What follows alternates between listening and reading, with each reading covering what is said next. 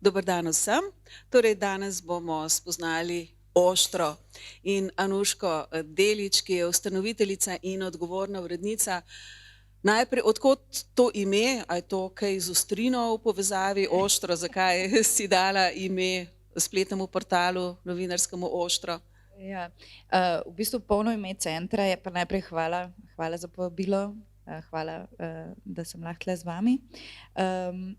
Torej, Oštro ima malo daljše ime, uradno je Oštro, Center za preiskovalno novinarstvo v Jadranski regiji, zato ker poskušamo razvijati preiskovalno in podatkovno novinarstvo v širši regiji, ne samo v Sloveniji, ker je podzastopana v tej zvrsti novinarstva oziroma v teh dveh zvrsteh.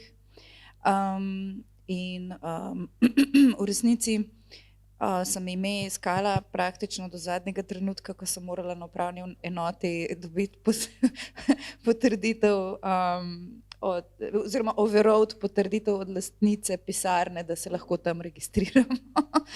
Ampak potem sem v bistvu skupaj s kolegom iz italijanskega centra za preiskovalno novinarstvo IRPI v pogovoru so prišla do besede Oštro, ki pa je veter, ki piha z juga v Jadranskem morju.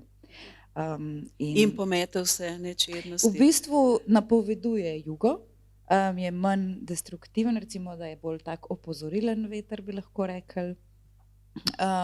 In to smo v bistvu tudi mi, hkrati mi je bilo pa pač všeč to ime, zato ker kar naprej odpira vprašanja o tem, kaj to pomeni.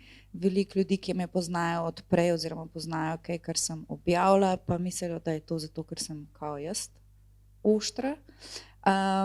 In je zelo zabavno, ker se lahko veliko o tem pogovarjamo.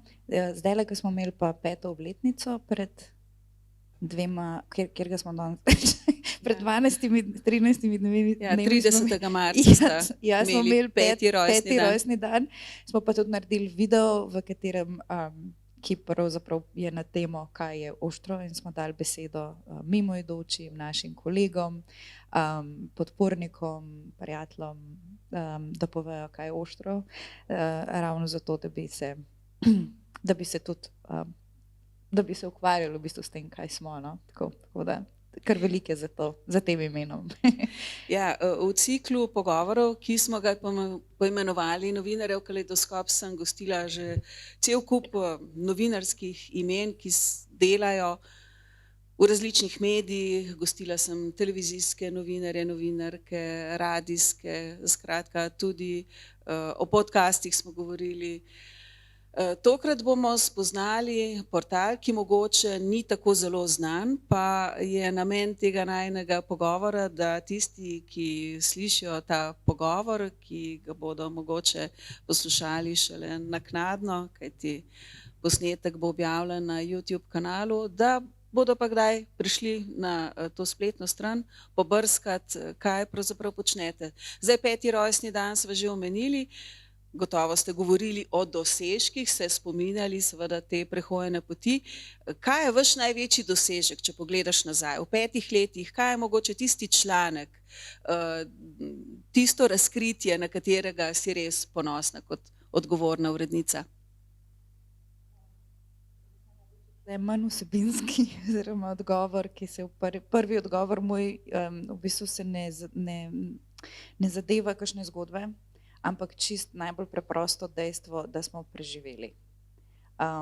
Namreč Oštro je neprofiten medij, izdajatelj Oštra, to je istoimenski center, je zavod, ki deluje neprofitno, in to pomeni, da nimamo lastnikov, nimamo oglasov, se moramo pa vsak dan boriti za to, da dobimo projektno financiranje osnovnega delovanja, to je tega, da lahko plačamo plače, honorarje, najemnino.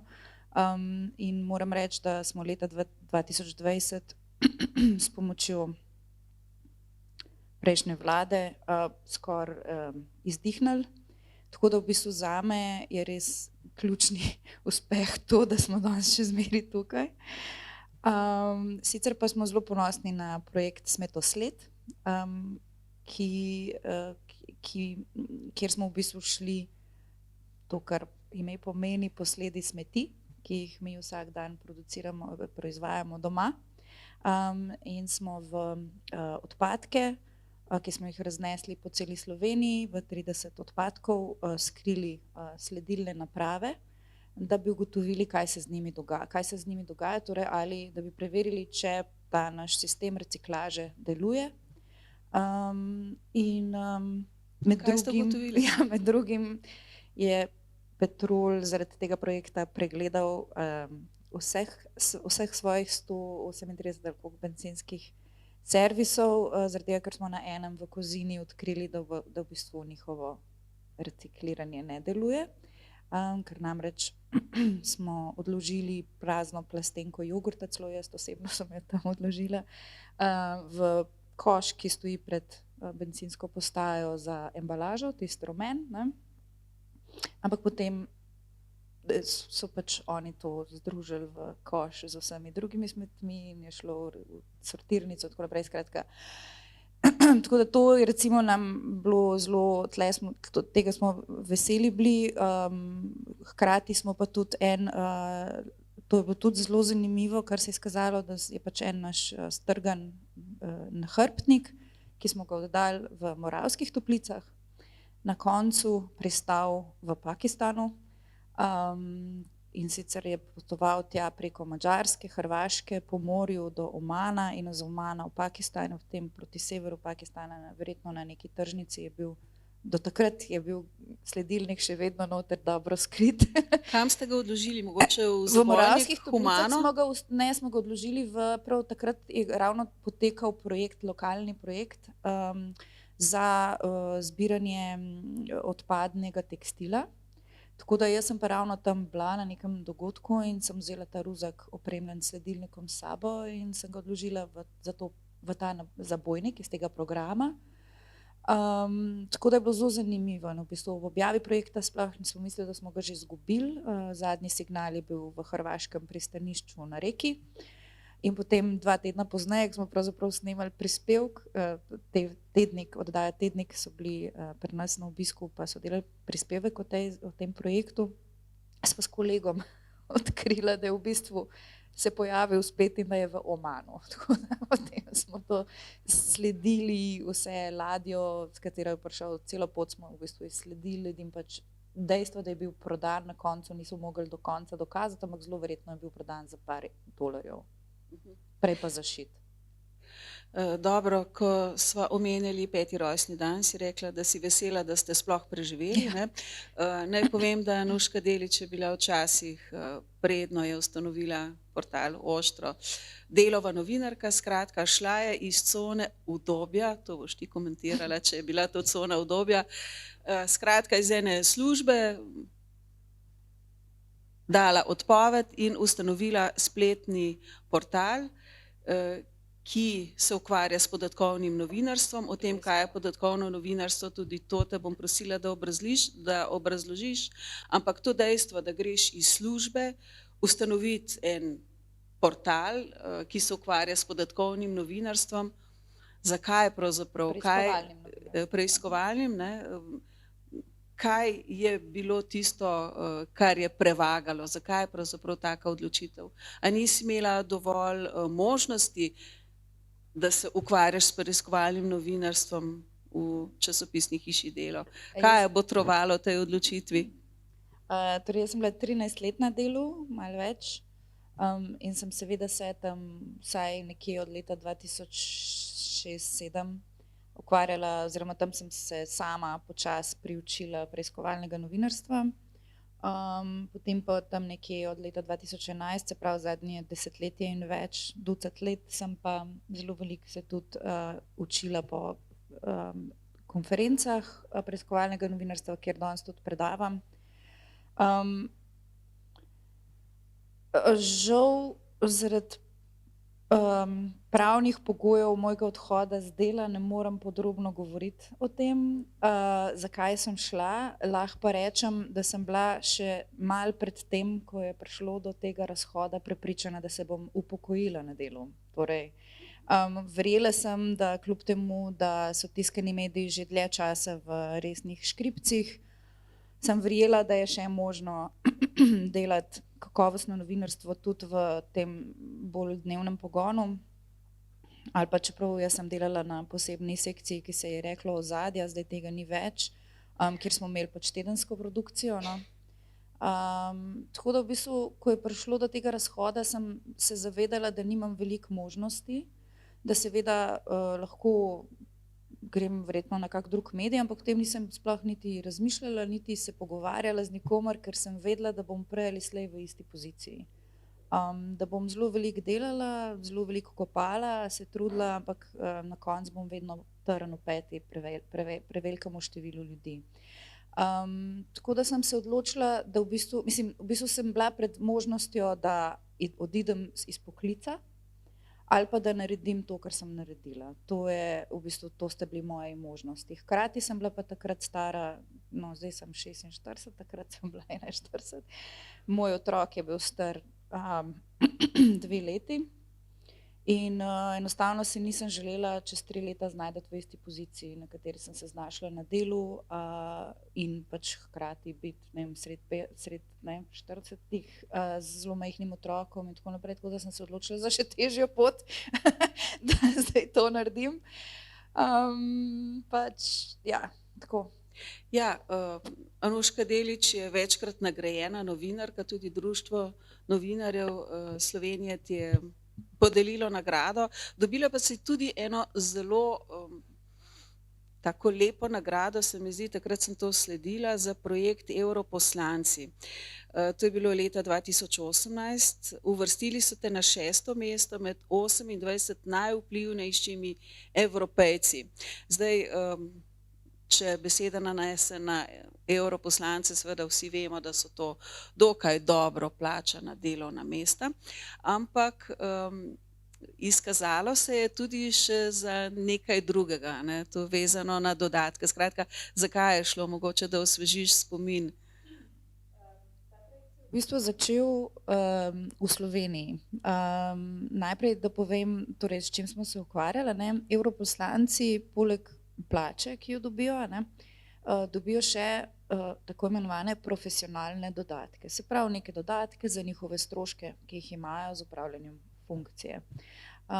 In to je bilo glih pred volitvami 2014, mi smo imeli na delu en podatkovni projekt, kar pomeni podatkovno novinarstvo je v bistvu novinarstvo, ki se ukvarja z zbiranjem, analizo podatkov in v bistvu iz podatkov črpa zgodbe, ki jih potem obdela novinarsko preiskuje in na koncu objavi neko zgodbo, ki temelji na teh podatkih. Zato se mu reče podatkovno novinarstvo, ampak v resnici je del širšega pojma, ki je preiskovalno novinarstvo.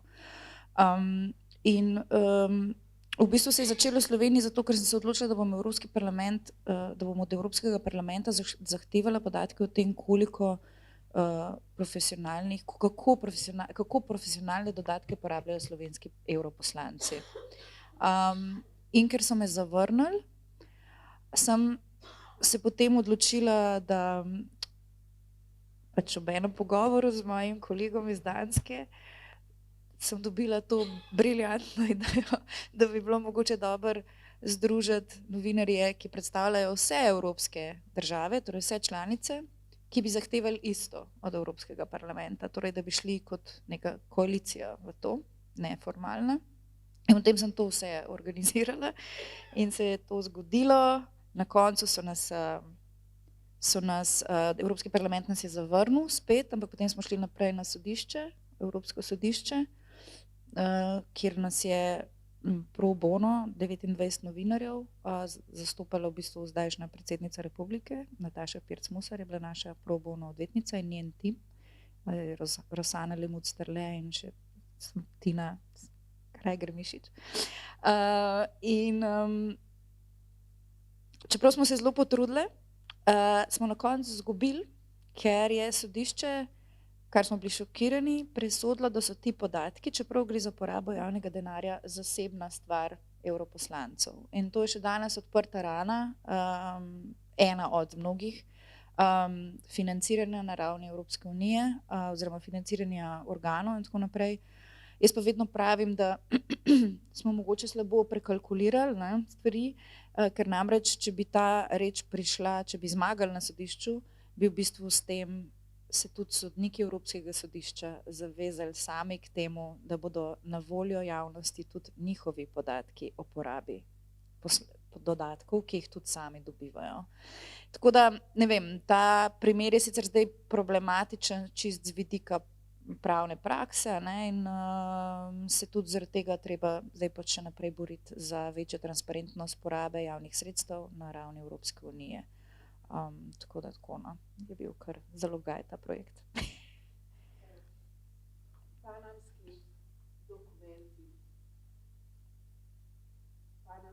Dokumenti, to je tudi zanimiv projekt, ne vem, ali je že končan ali ne. Skratka, povezan z, kako se temu reče, kakšno računovodstvo je to, ustvarjalno računovodstvo. Skratka, izguba denarja, neobdavčen denar, prelivanje v davčne oaze, zaradi česar moramo biti pozorni prav vsi, kajti tudi tukaj Slovenija ni imuna, tudi to se je izkazalo. Je pa zanimivo, sem prebrala intervju z Gerardom Rajlom, ki je direktor Mednarodnega konzorcija preiskovalnih novinarjev, ki je usmerjal novinarje, ki so sodelovali pri tem projektu razkrivanja pač teh dokumentov. Dejal je, da uhajanje informacij rodi uhajanje informacij. Skratka, da vse skupaj deluje kot neko podiranje kock. Skratka, pa najprej mogoče vprašanje, kako sploh pride do neuhajanja, razkritja teh informacij, da se določen denar neobdavčeno preliva v neke oaze, kjer se za tem denarjem izgubi vsakršna sled.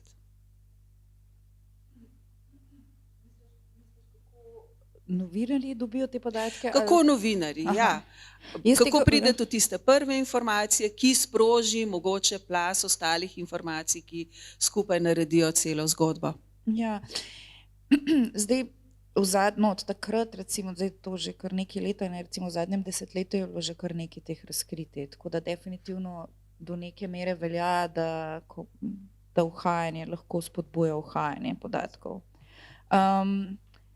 Ampak ne morem pa v bistvu komentirati tega, kako se to zgodi, ker jaz še nisem bila prejemnica 12 milijonov dokumentov, čeprav bi želela biti, ampak kolikor vem, mislim, ker je to tudi opisano v knjigi Panama Papers, ki sta jo napisala nemška novinarja, ki pa sta bila prejemnika 12 milijonov dokumentov, ki sta jih potem preko tega konzorcija mednarodnega preiskovalnih novinarjev delila s partnerja, kjer sem bila tudi jaz. En od njiju je pač dobil sporočilo od neznanega, še zdaj ne vemo koga, ki je pač vprašal, če ga zanima veliko podatkov, in on je rekel, seveda, da me zanima veliko podatkov, in tako se je potem počasi začela ta razprava in na koncu je pač rezultirala v tem, da je te dokumente na varen način tudi dobil od tega vira. Tako da novinarji smo pa potem, in to je zdaj pač to velja za vse te velika razkritja, razni te papersi, za nas to predstavlja predvsem ogromno dela, ki je na nek način prazen tek. Mi moramo pregledati vse, kar najdemo, zato da ne bi česa zgrešili. To pa pomeni recimo v konkretnih številkah v zadnjem takem projektu, to je bila Pandora Papers, to je bilo leta je bilo 21. Smo mi recimo samo v Sloveniji mogli pregledati 8.000 ali 9.000 datotek, to pomeni elektronske pošte, dokumentov, v elektronski pošti so bili novi dokumenti ali pa pripeta nova elektronska pošta, skratka, zelo veliko tega je bilo za pregledati, zato da smo potem našli recimo nabor morda zanimivih primerov, ki so v javnem interesu slovenskih državljanov. In potem v drugi fazi smo potem preverjali, ali lahko mi karkoli s tem sploh naredimo, ker to, da mi najdemo nek podatek, da ima neka oseba, neko podjetje, lahko gre, recimo jaz imam že iz časa panamskih dokumentov, na lagerju pač eno podjetje, ki ga je v lasti nekoga, ki se imenuje isto kot en politik, a ne, ampak nima nobenih osebnih informacij o tej osebi. Vem samo ime in priimek. To je lahko kdorkoli, a ne? Se pravi, jaz ne morem tega dokazati, jaz ne morem tega objaviti. Zato tudi ne V objaviš, skladu, ne? tako je, v skladu s profesionalnimi standardi, jaz tega ne morem potrditi, a ne? Čakam pa, da bo morda nekje ta firma, ki je drugi vam padla, ne? Pa bom takrat dobila morda te manjkajoče podatke, a ne? Pa lahko rečeš, da dejansko so slovenski podjetniki, so Slovenci, ki prelivajo denar na ta način. Lahko zagotovo Mislim, se ne vem, kaj trdiš, počnejo, pojdim, a mi prelivajo pustimo ali ne. konkretna imena, ampak Ja. ta denar je neobdavčen, Absolutno. pač davki ne grejo v Ne. državni Slovenija proračun, vsako od leto- katerega imamo pač vsi nekaj. Ne, Slovenija vsako leto izgubi več 100 milijonov evrov Zaradi tega. na račun davčnega izpada, tako je. Po izračunih organizacije Tax Justice Network, torej mreže nevladnih organizacij, ki se ukvarjajo prav s tem področjem, davčno politiko, oazami in tako naprej, Slovenija, in mislim, da je to okrog, zdaj mogoče se bom zmotila, ampak okrog 4500 plač medicinskih sester na leto, letnih plač medicinskih sester, nekaj takega v glavnem. Res visoke številke so to. In potem, ne, zakaj morajo ljudje, je to pač žal, čeprav je komplicirana tema, ni najlažje za razumevanje, je pa ful pomembna za javnost, ravno zato, ker je to izguba tistega denarja, ki bi ga lahko država namenila za infrastrukturo, za šole, Ja, za zdravstvo. za dome starejših občanov, za bolnice, za, ne vem, za to, kar potrebujemo, ne. Morda bi celo, če bi teh 200 milijonov recimo, ali pa to, če je 300, zdaj res ne vem točne cifre, ampak tam nekje smo, no, ne, prišlo v državo vsako leto, morda pa ne bi imeli toliko vprašanj glede davkov, ne. Mislim, hočem reči, da moramo se zavedati, da veliko tega denarja vsako leto gre iz države in da pravzaprav ta država stoji na plečih tistih, ki plačujemo davke, ne. To je ključno sporočilo tle in mene sicer, jaz ful razumem, da širša javnost se težko poistoveti s temi zgodbami, zato ker ko mi operiramo, ne vem, recimo v primeru Darka Horvata, ne, prej smo govorili o naših dobrih zgodbah, ena dobra naša zgodba je bila sigurno o Darku Horvatu in to, če se spomnite, še takrat, ko so bili, ko se je prodajalo oziroma preprodajalo certifikate osamosvojitvene, ne, on je eden od teh, ki je pač naredil pač vse na teh certifikatih, ja, na kar je svoje premoženje in družino preselil v tujino in za njem so ostale velike luknje, ki jih še danes rešuje slaba banka, v tujini je pa tudi so številni stečaji, ki še vedno potekajo, skratka. In tam smo govorili o tem, kako je Darko Horvat zdaj spet približno 45 milijonov dolarjev prekanaliziral na svoje račune, na osebne račune. Kako ne se človek, ki se bori s tem, kako bo plačal 50 evrov stroškov na mesec, poistoveti zgodbo o 45 milijonih dolarjev. Jaz razumem, da je to ful težko, ampak zato imamo mi novinarji toliko večjo, pomembnejšo in težjo nalogo, da poskušamo take zgodbe na bolj razumevajoč način predstaviti javnosti. In s tem se še danes borimo. Še zdaj, tudi že na delu sem imela ta isti problem pri pisanju, zdaj, ko sem pač šefica Oštra, pa še zmeri nismo našli recepta, recimo za to. In to ful razumem, samo škoda se mi zdi. Marsikaj se je pa razkrilo pri odkrivanju teh, kar rečemo jim, finančne malverzacije, naprimer tudi glasbena skupina U2 je denar prelivala v davčne oaze, kar je bilo naprimer zame osebno velik šok, ali sem bila pa mogoče preveč naivna. Ampak dobro, to delo je, kot si prej omenila, za novinarja najbrž res mukotrpno in traja dolgo časa, skratka, tudi ta novinar pa mora od nečesa živeti, ne, skratka, so pa to prave raziskovalne novinarske teme. Je to tisto podatkovno novinarstvo, tudi ta pojem se zdaj čedalje bolj uporablja. Je to iskanje na osnovi podatkov, nekih novinarskih zgodb in nekih razkritij, nekih recimo temu finančnih malverzacij. Je to? Absolutno, zelo veliko je neizkoriščenih podatkov v Sloveniji, novinarji zelo stihijsko delajo prevečkrat. In mislim, da bi bilo ful dobro, če bi se več novinarjev odločili za to, da spremljajo podatke, dokumente in tako naprej glede tem, ki jih zanimajo ali pa s katerimi se želijo ukvarjati, da jih analizirajo podrobno, da pridobivajo nove podatke iz tujine. Pozabljamo tudi prevečkrat na to, mislim, mi na Oštru ne, ker smo res zelo mednarodno povezani in sodelujemo s partnerji v toliko državah, da jih ne znam našteti na vseh, ampak zelo je pomembno to, zaradi tega, ker pač dostikrat so podatki in dokumenti skriti v kakšni drugi državi, povezani z našo, pa jih tle ne moramo dobiti, lahko jih pa tam dobimo. Konkretno recimo, jaz sem se, to je bilo še na delu, ukvarjala z Mihaelom Karnerjem, torej tem kako se mu reče, z dodatki, skratka. Prekupčevalcem z anaboličnimi steroidi na mednarodni ravni, ki je pač zoper katerega je v Ameriki. Tudi Interpol ga išče.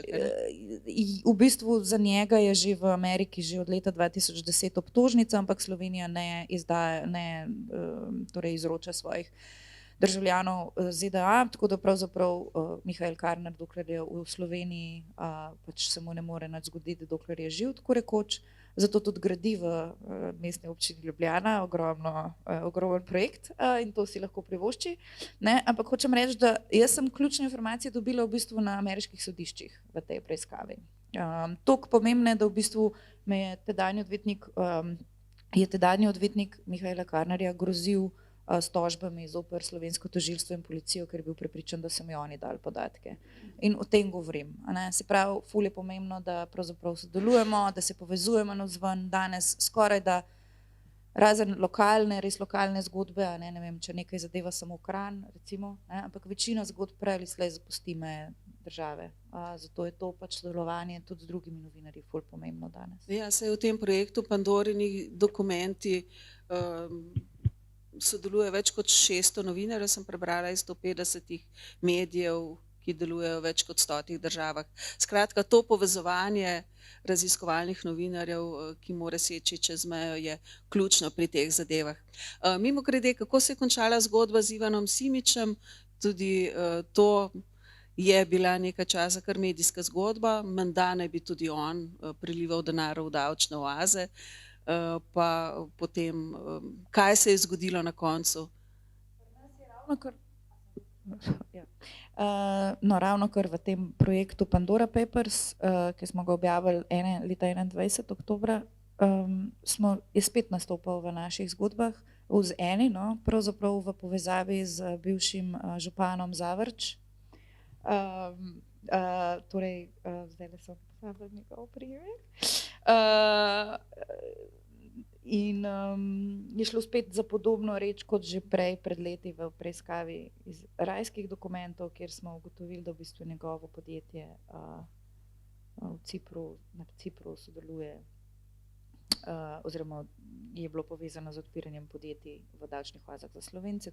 Cipr zdaj ni davčna oaza, je pa davčno oziroma za poslovanje ugodnejša jurisdikcija, ker omogoča dovolj zasebnosti za tiste lastnike, ki se hočejo skriti, kar so na Cipru večinoma vsi.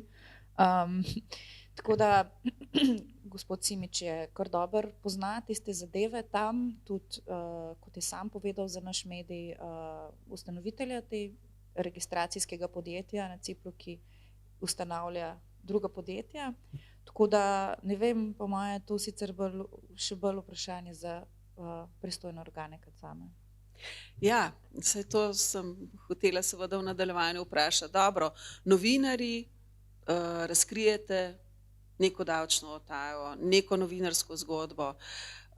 Kaj pa potem, oziroma bom najprej vprašala, kaj se je pozitivnega zgodilo od razkritja dokumentov, recimo panamskih? Smo dobili na področju Evropske unije neko zakonodajo, ki je stopila na prste takim dejanjem? Ogromno se je zgodilo, v bistvu samo spremembe se dogajajo zelo počasi. Mi se moramo zavedati, da ko govorimo o davčnih oazah, govorimo o sistemu, ki obstaja več kot 100 let, še verjetno več. Vsaj tam od konca tam okrog 1894, se mi zdi, da, ali kaj že je bilo, na Bahamih so začeli s tem, lahko da se motim, pa je še prej. Skratka, to je res dolgo obdobje in mi ne moramo končati tako dolgega obdobja, od katerega so konec koncev odvisni številni gospodarski subjekti, številne države. Se ga ne da pač kar tako zradirati, a ne. Tako da vse spremembe trajajo zelo dolg čas, ampak ravno v primeru panamskih je bilo že na začetku dosti hitro, v parih mesecih so bili odstopi nekaterih premierjev, a ne, na Islandiji, Pakistan je trajal malo dalj časa. Potem so se seveda zgodile tudi zakonodajne spremembe, ne, predvsem na področju torej vzpostavili so se registri dejanskih lastnikov, mogoče za navzoče tukaj, ker je to mogoče tak mal problematičen termin, ker ni toliko razširjen. Torej dejanski lastnik pomeni tistega, ki je čisto zares lastnik nekega podjetja, se pravi, ki nima nekoga, ki ga plačuje za to, da posodi ime, ampak dejansko je lastnik tega podjetja in pač prav prek davčnih oaz to je prva stvar, ki se naredi, če želiš tam poslovati, je to, da kar naenkrat se ne rabiš izpostavljati z imenom in priimkom. In v bistvu za teh ljudi je zelo veliko, ampak nihče pa pravzaprav ni vedel, kdo to so, zato so evropske države uvedle pač te registre dejanskih lastnikov, ki zaenkrat še obstajajo, ampak se pa pravzaprav ravno te skupine interesne, ki imajo korist od davčnih oaz, borijo proti temu zelo močno in zelo pametno in premeteno, tako da bomo videli, kaj bo čez nekaj let s temi registri. A ne obstaja neka sodba Evropskega sodišča, ki omejuje javni dostop do registrov dejanskih lastnikov podjetij v Evropski uniji? Ja, ampak še vedno morajo nacionalne, torej države same se odločiti, kaj bojo naredile zdaj točno. Nekatere so dostop že ugasnile, recimo Luksemburg, ampak potem je Luksemburg vseeno omogočil dostop novinarjem, ker obstaja v tej sodbi, torej sodišče, Evropsko sodišče tudi pravi, da morajo imeti dostop do teh registrov novinarji in nevladne organizacije z področja korupcije, ki se ukvarjajo s korupcijo, s preprečevanjem in tako naprej. Ampak spet bomo videli, kaj se bo zgodilo v praksi. Verjetno je to tudi odvisno od vsakokratne vlade, kako je naravnana, a je naravnana proti ali za transparentnosti poslovanja, tako da je to še, mislim, jaz ne vem še, kje je naša vlada na tem področju, ampak bo to za njo kar dober preizkus, tako da to še čakam, kaj se bo zgodilo. Ni pa to dober znak, niti slučajno, to v bistvu ful velik korak nazaj za Evropo in predvsem znanilec, ta odločitev sodišča je znanilka težav in meni ni všeč, da smo tle danes, zaradi tega, ker bi se morala, zadeve bi se morale razvijati v smer več transparentnosti, več dostopa do informacij javnega značaja, več informacij za javnost, ne pa v kontrasmer. To je zelo, zelo problematično.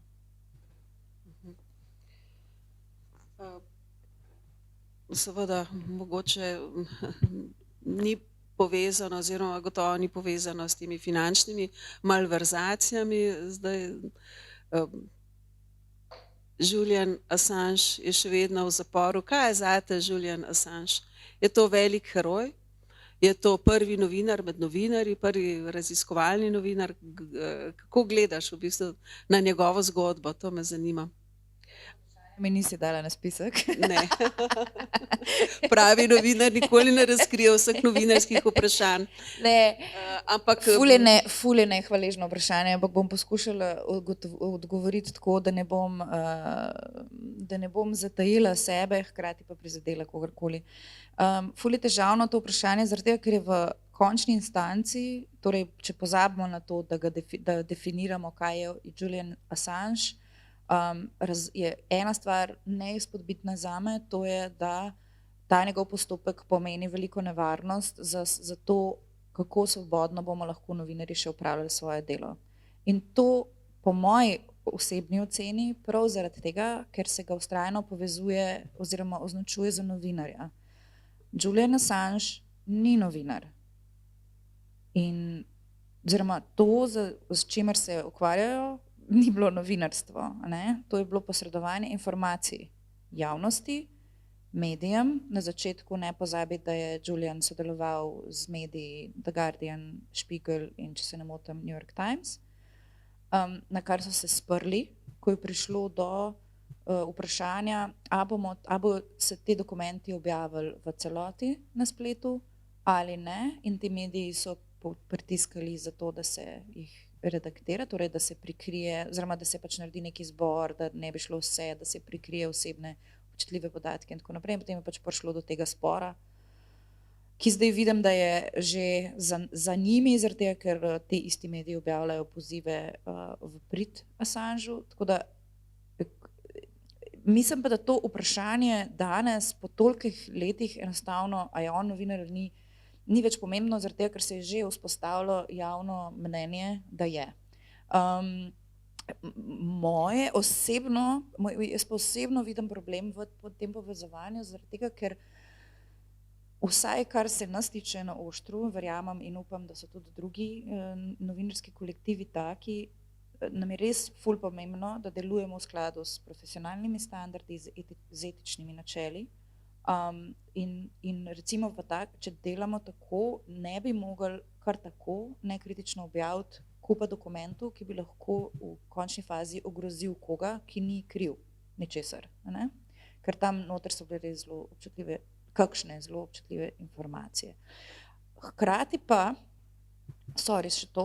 hkrati pa ne želim zanikati, nasprotno, prav opozarjam na to, da je to, kar so Wikileaks takrat naredili, bilo izjemno pomembno tudi za novinarstvo. Zaradi tega, ker so pravzaprav v medijski zavesti, v zavesti javnosti, v zavest javnosti umestili to idejo o dokumentih, ki utekajo, ki pobegnejo in potem jih dobijo nekje novinarji in iz njih nekaj dobrega naredijo za javnost in za družbo.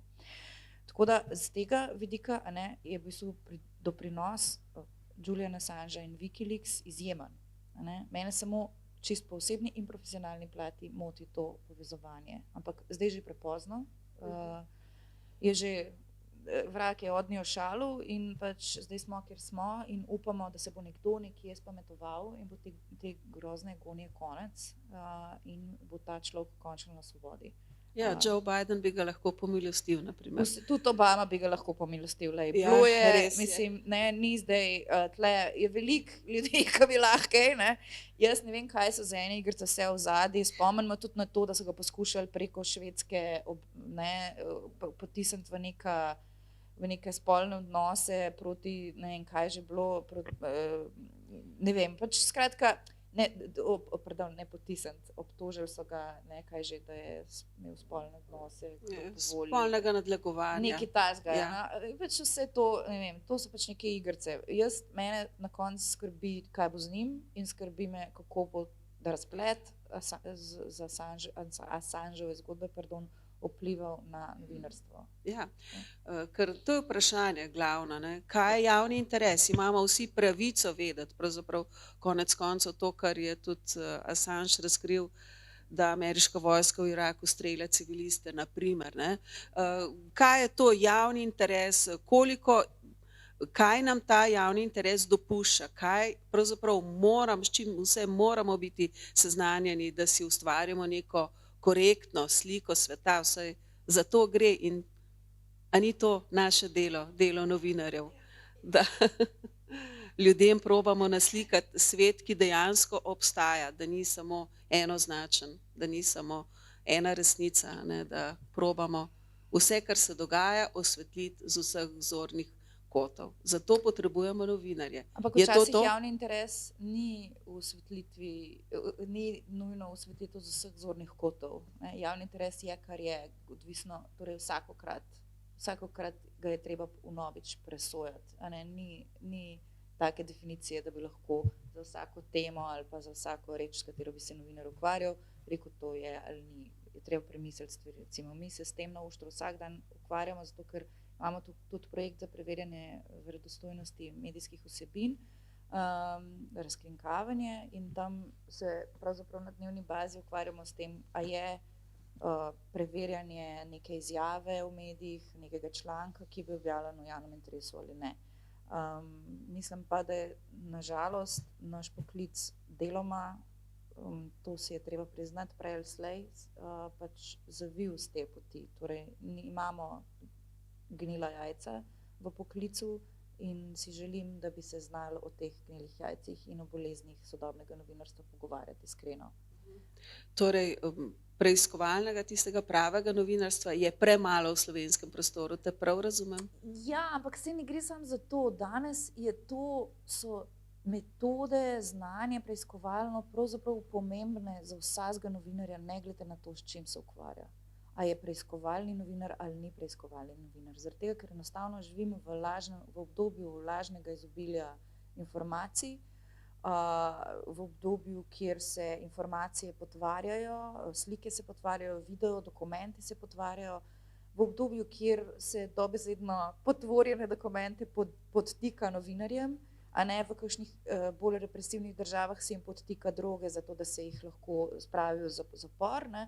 Se pravi, živimo v zelo problematičnem obdobju, zato se mi zdi pomembno za katerega koli novinarja, ne glede na zvrst, s katero se ukvarja, da pozna čisto osnove preiskovanja, da zna stvari, da lahko stvari preveri, ne da jih zna, vem, da znajo, ampak enostavno nimajo časa, ker jih lastniki, uredniki gonijo, da izpolnijo kvote, da naredijo v kratkem času, ne vem, zmišljujem si 2 temi na dan, to je noro, to je nemogoče delati v skladu z vsemi profesionalnimi standardi, pač prej ali slej nastanejo razpoke.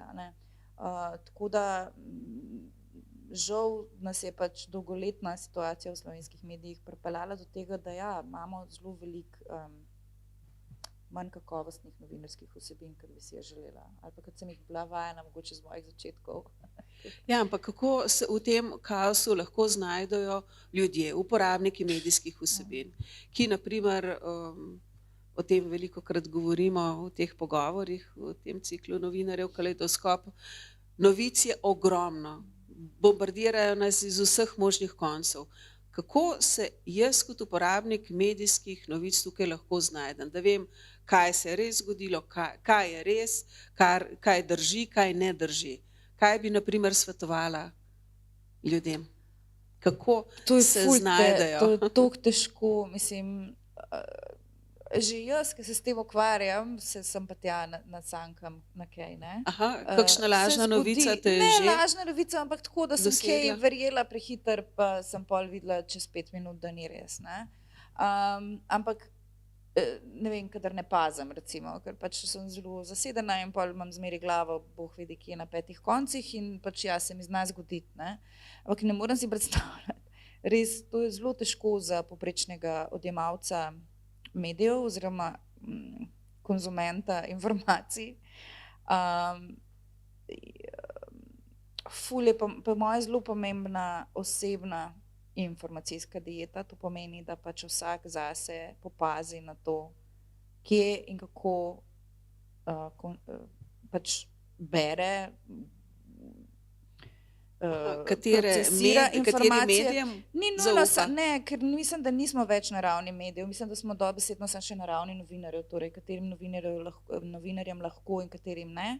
Torej novinarska imena, o Po tem moje, govorimo. na nek način, ja, čeprav so tudi pač kakšni mediji, ki imajo dober track record, se pravi dobro zgodovino, ampak nekateri taki mediji danes slonijo samo še na lovorikah in pač to na prejšnjih lovorikah in pač to, kar danes objavljajo, je daleč od tistega, zaradi česar so dobili te lovorike. Tako da je zelo težko, sploh pa se mi zdi, da je ful težko za generacije, ki jih je precej, ne samo v Sloveniji, tudi druge države imajo ta problem, ki so zrasle s tem, tudi jaz sem zrasla na klasičnih medijih, na tiskanem delu, na TV Ljubljana, ali kaj smo imeli že? Slovenija. Ne, najprej ni bila Ljubljana, takrat še v Jugi. Ja, se pravi, a veš, mislim, in pač nekoč je bilo res, če je bilo na televiziji, je bilo res tako nekako se je rekla, danes pa že dolg časa ni več tako, ampak se mi zdi, da mnogi še vedno konzumirajo, še vedno berejo medije, poslušajo, gledajo, kot da to drži, tudi medije treba žal jemati s skepso, to mi je grozen priznati kot novinarki, ampak upam, da taka priznanja pripeljejo do tega, da se bomo znali soočati s problemi, ki so se zažrli v naš poklic in da bomo lahko z njimi upravili na konstruktiven način. Zato sem glasna glede tega in kritična, ker upam, da bo enkrat drugače. Vem pa, da je zelo težko, ker so mediji zdesetkani, uredništva so zdesetkana, finančno tudi, pri čemer ne malo medijskih uprav ne usmerja denarja v novinarstvo, ampak v druge dejavnosti medijskih družb. Potem imamo pa še v zadnjih parih letih, kot vidimo, hude probleme z javnimi mediji. Najprej je bila na kolenih STA, danes je RTV Slovenija.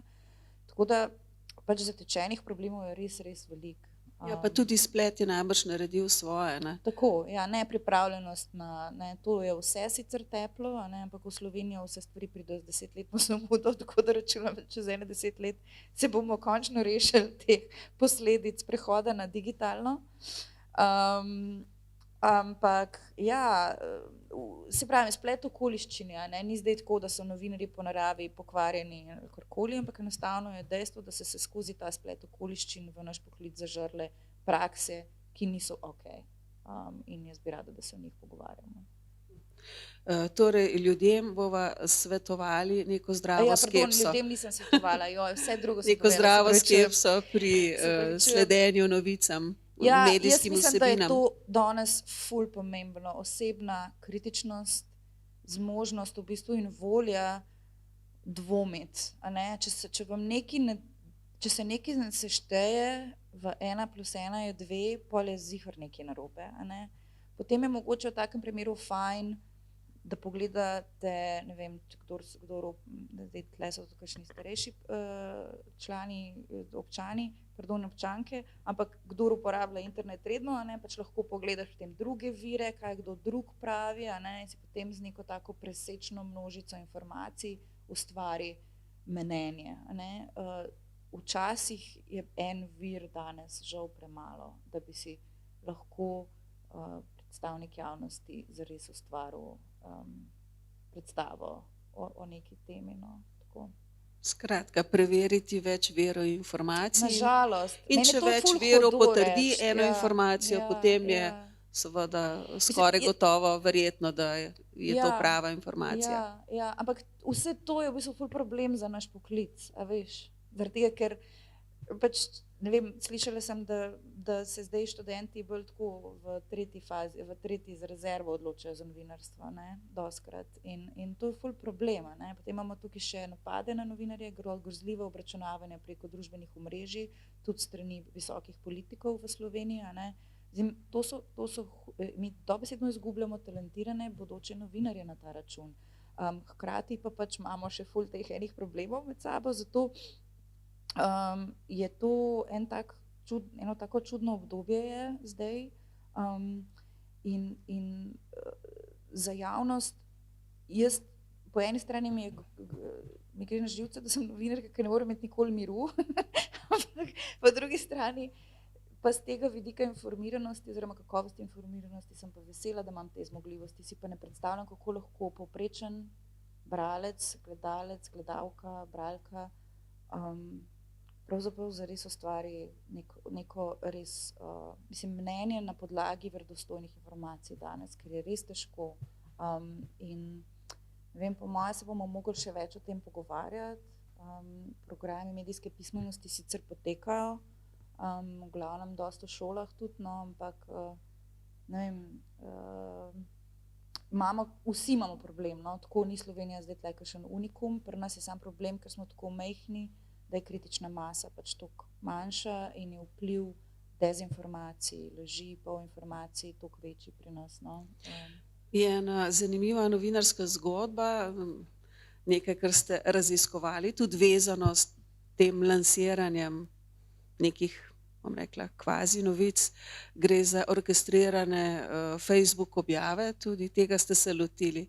Mogoče na kratko, da poveš, zakaj je šlo. Skratka, gre za neka sporočila, ki ste jim sledili. Kaj ste ugotovili?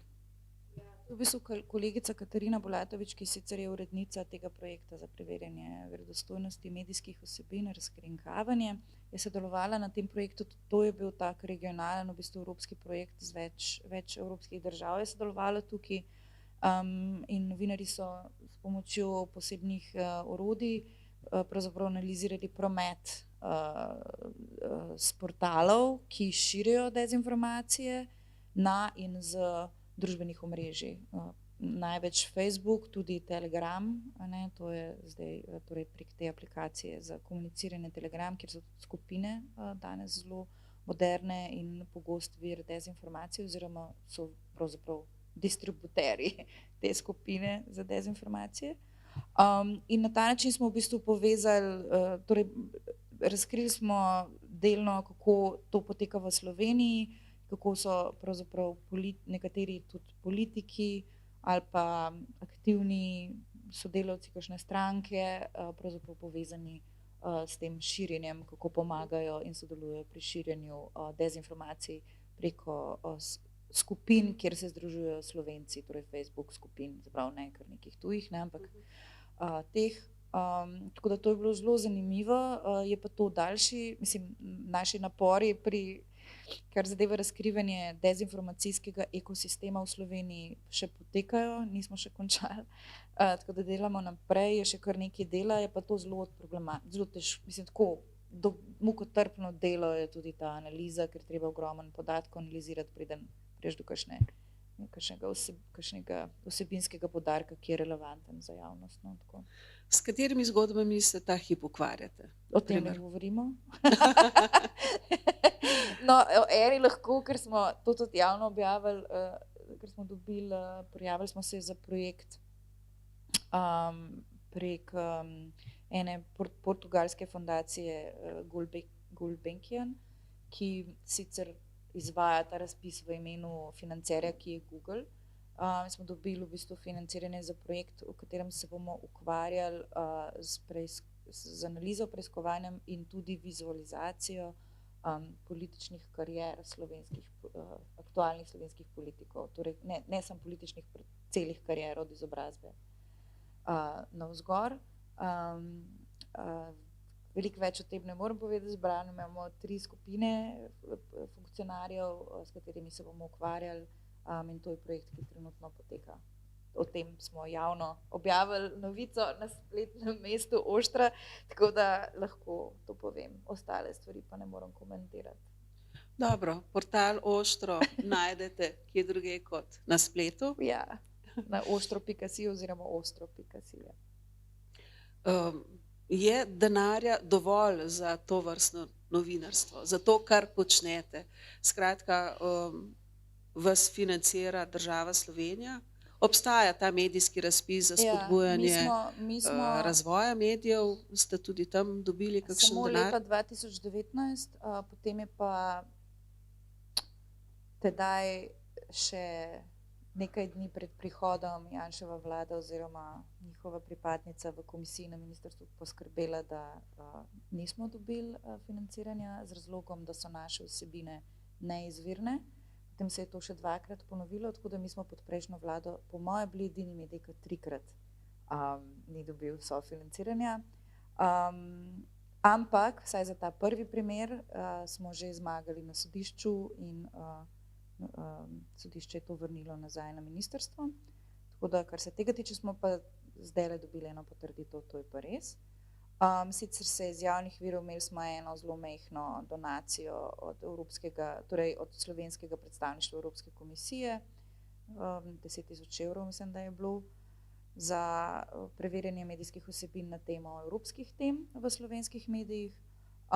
Sicer pa se prijavljamo na razpise v tujini, v Sloveniji ni drugih virov financiranja za nas, razen prispevki bralcev, mikrodonacije. Imamo tudi članski program kot edini medij v Sloveniji, prek katerega spodbujamo dvosmerno komuniciranje z našimi bralci, z javnostjo in organiziramo tudi javne uredniške sestanke, ki so dobesedno javni uredniški sestanki, ki jih poskušamo organizirati na prostem.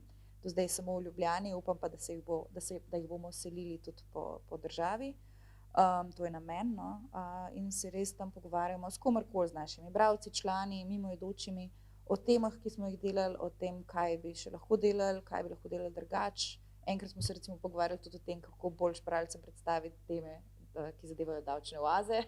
A ne, tudi o tem govorimo, o tem, kako bi lahko izboljšali spletno mesto. Vse se pogovarjamo, zelo odkrito in odprto, in na ta način pač želimo vzpostavljati nek pristen stik s predstavniki javnosti, ker res verjamemo v to, da je treba pač vrniti zaupanje v medije, v novinarstvo, in to pač poskušamo delati tudi prek teh aktivnosti. Sicer pa pač ja, prijavljamo se na razpise, sem pa tja nam rata dobiti kakšno donacijo filantropske organizacije za osnovno delovanje. Lani nam je ni ratalo dobiti, predtem pa smo, tako da smo zaradi tega zdaj še kar okej. Ampak bomo videli, to je pač boj. Recimo lani decembra me je še skrbelo, kako bomo preživeli letošnje leto, zdaj pa mislim, da Bo šlo skozi. Da bo letos še, za drug let pa še ne vem. Tako je pač vse zelo, upamo je na najboljšno. Ni ga pa še dovolj za vse, kar za naše potrebe. Da bi mirno lahko delali, naprimer, in slučajno. načrtovali, Ne. kaj boste delali v Ne, prihodnjih ne, 5 ne, letih, ne, naprimer. ne. Koliko Nas je zdajle koliko ja. novinarjev dela pri portalu? Nas je zdaj 11 v Sloveniji, s tem, da Oštro je ustanovil tudi, center za preiskovalno novinarstvo v Zagrebu na Hrvaškem, tam je še ekipa 4. Ampak samo to v Sloveniji, no, je 11, vključno z mojo asistentko direktorice tudi, ker jaz imam veliko delovnih mest na Oštru, ampak tam imam asistentko na tem področju. Sicer pa moram reči, recimo, mi imamo trenutno 1, 2, 3, 4, 5 študentov, od tega sta 2 že toliko napredovala, da jo vključujemo že v preiskovalno delo. Z ostalimi pa delamo prek tega projekta razkrinkavanje za preverjanje verodostojnosti vsebin, ki je hkrati inkubator za bodoče preiskovalne novinarje, ker jih preko tehnik preverjanja vsebin pravzaprav učimo metod preiskovanja, kako pridobivati podatke, kritično distanco do informacij, ki jih pridobijo, do virov. Imate menda tudi svoj kodeks, je to res, čeprav obstaja kodeks Društva novinarjev Slovenije. Seveda imamo tudi svoj kodeks, kodeks Oštro Zakaj pa kodeks. rabite še svoj kodeks poleg tega kodeksa? Že v preambuli povemo, da se kodeks naslanja na Münchensko deklaracijo in na kodeks slovenskih novinarjev, vendar pa smo hoteli urediti tudi nekatere druge stvari v tem kodeksu. Ena od stvari, ki jo urejamo v tem kodeksu in sicer ni urejena, je to, da se mi zanašamo na primarne dokumente pri preiskovanju. Torej, primarni dokumenti pomenijo pogodbe, odloki, karkoli je pač, se pravi, takega, ne bo pa pri nas po poročanju tega in unega medija in ne bomo objavili anonimk. Se pravi, uporabljamo informacije, kadar je to le možno, uporabljamo izključno informacije iz primarnih virov. Pri nas anonimni viri načeloma niso zaželeni. Anonimni viri v besedilu, v novinarski zgodbi lahko sodelujejo kot anonimni s poprejšnjim pogovorom, diskusijo o tem, zakaj morajo biti, oziroma ali ne moramo teh podatkov, teh reči, ki jih ponuja ta vir, pridobiti kje drugje. Urejamo tudi dejanske in navidezne konflikte interesov novinarjev, torej primere, ko bi se center delal neko zgodbo, ki je neposredno, posredno ali pa zgolj po videzu bi lahko bila povezana na kakršenkoli način, smo v majhni državi. Se pravi, veliko teh stvari smo uredili v kodeksu, tudi recimo to, da se novinarji ne smejo na noben način udejstvovati, dobro, to so tudi drugi kodeksi, mislim, da RTV tudi, da endorsement, kako se že reče to po slovensko, sorry, da ne smeš delati v drugem mediju. Ne, da endorsement, da veš, za stranke in tako naprej, za politične stranke, da ne smejo pač delovati tako, da bi lahko njihovo delovanje pomenilo podporo konkretnim strankam, interesnim skupinam in tako naprej. Ja, tako.